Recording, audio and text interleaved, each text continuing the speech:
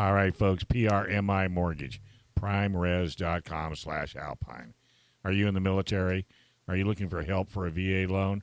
And if you're looking to buy or refi, or if you're just considering a reverse mortgage, call our local mortgage guy that you can trust. Call Chris Wiley at PRMI Mortgage. For nearly 25 years, Chris has been helping local San Diegans with all their mortgage needs. Call Chris Wiley at 619-722-1303 or just go to primeres.com/alpine. All right, Joe, it's all yours. All right. So, the nanny state, CCWs, and responsibility. And I actually wrote the last two articles. The one that we talked about last week was the Alec Baldwin thing, and they had the same theme. It was about responsibility there, because when that happened, when all the news started coming out, it was, the big emphasis was we need more rules, we need to ban guns from movies, need to do this, need to do that. There was nothing about somebody needs to be responsible for what they're doing. And, the first one I wrote was this, then I wrote the Baldwin one, then we talked about Baldwin last week, but we'll talk about this one this week now. And it's the same kind of thing. And a couple of weeks ago, we had Chris Cheng and Ursula Williams here in studio. And that week, I was talking about the other article, the one from the week before, that I'd written. And we were talking about constitutional carry. And I'd mentioned that, I was in favor of constitutional carry. I just had a slight reservation. And then Michael said, well, what's the slight reservation, Joe? You got to tell us about that. So I brought it up. My slight reservation was, with constitutional carry, there's no licensing or permit or anything required. And I said, you just kind of missed the opportunity to have people take some training, not so much the firearms part, but training in the rules, the laws, what you can do, what you can't do, because the laws are generally so just screwy and not logical, especially here in California. But a lot of those, kinds of firearms related laws are that way. And they're not things that you would figure out necessarily with common sense. You'd think it'd be one way and it turns out to be another way. And I was just saying, the only thing with constitutional carry is there's no opportunity to make people at least learn that once anywhere, at least hear it once. And I said that was my reservation. And both Ursula and Chris spoke up, and we had a big discussion here about how it's not really, it's not the state's responsibility to make sure you know what you're supposed to know. It's your responsibility. If you choose to carry a firearm and get a concealed carry license, then it's on you to know how to do that safely and effectively and know what you need to know. And, I was thinking about that, and after I was listening to them, I thought, well, you know what? I believe exactly that. I don't really have a reservation. And that got me thinking about why I thought I objected to it, or not really objected to it, but why I thought I had a slight reservation. And I started thinking about, being out here in California since, 79, where you have this mentality out here that the government is supposed to do everything. The government is supposed to be responsible for your safety, for your this, for your that. And there's a tendency, I found in my thinking, I'm thinking, okay, it's not my responsibility. Somebody should be making people learn this or learn that. And I thought that's such a bad way to think, but I think that's what happens when you get that that kind of a government, or you get used to living in that environment.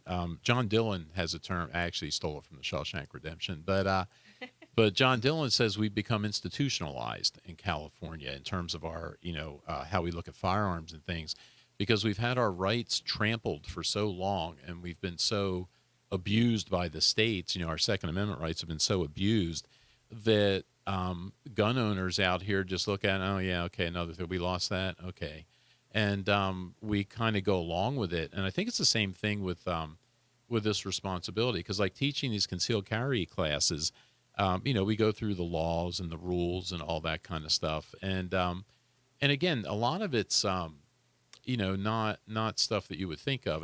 It's not really logical. But again, at least, to defend the California thing, at least, okay, they make you go to a class, so at least you hear it once. But realistically, like Ursula and Chris pointed out, it's not the state's responsibility. They really don't need to be doing that, and that's the people. If you're going to do it, it's on you to learn what you need to learn. 100% agree with that. Yeah, and it's and like when we teach these classes, there's I don't know 20 people in the class, 18 people, something like that. And I'm looking at these people, and I put together and it's the same one. I put together this resource list, and it's the same one I hand out when I do the CCW seminars. And it's got a bunch of, it's got gear on it. It's got holsters, sources for holsters, for gun belts, for all this stuff. And I've listed like a dozen books on there that, I've whittled my list down to about a dozen. I didn't want to put all, 30 or 40 on there. But, and I urge people, you're going to do this, do it right, learn, read, take classes, carry wherever you can carry and get into it. Like I said, it's a lifestyle. And I know that easily half the people in that class probably won't do any of that. And I'll see them again in 2 years when it's time to recert. And that's kind of the training they're going to do.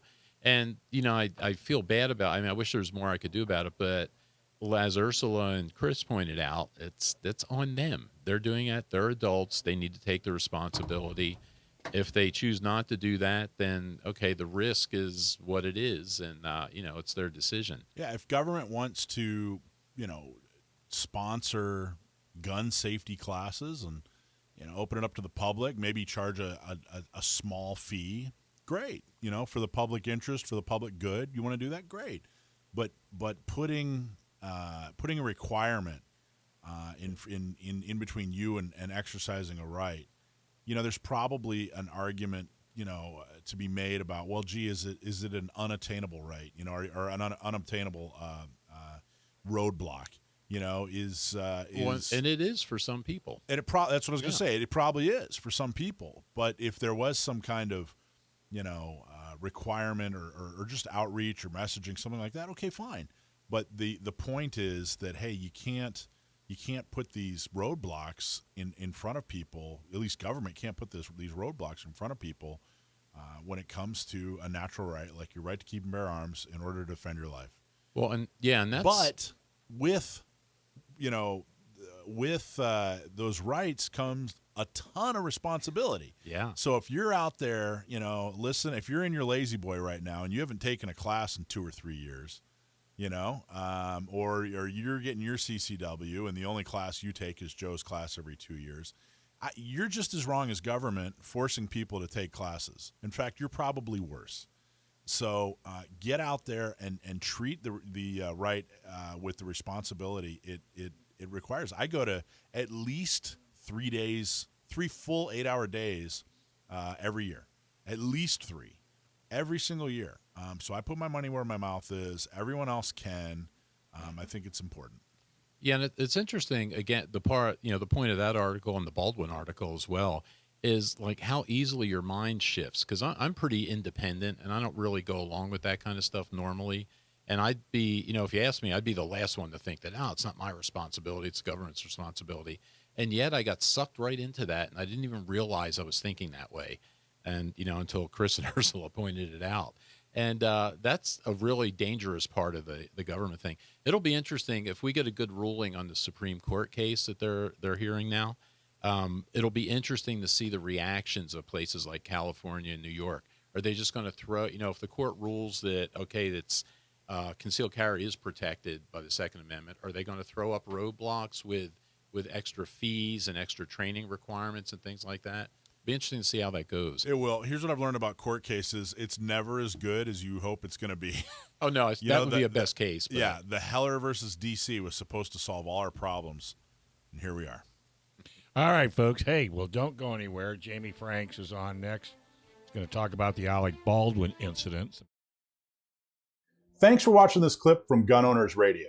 You can watch us live every Sunday from 4 to 6 p.m. California time, right here on our YouTube channel, or if you're in the San Diego area, you can listen to us on 1170 a.m. We're also available on your favorite podcast platform for free. Don't forget to like and subscribe so that you can help restore and protect the Second Amendment, not just in California, but across the country.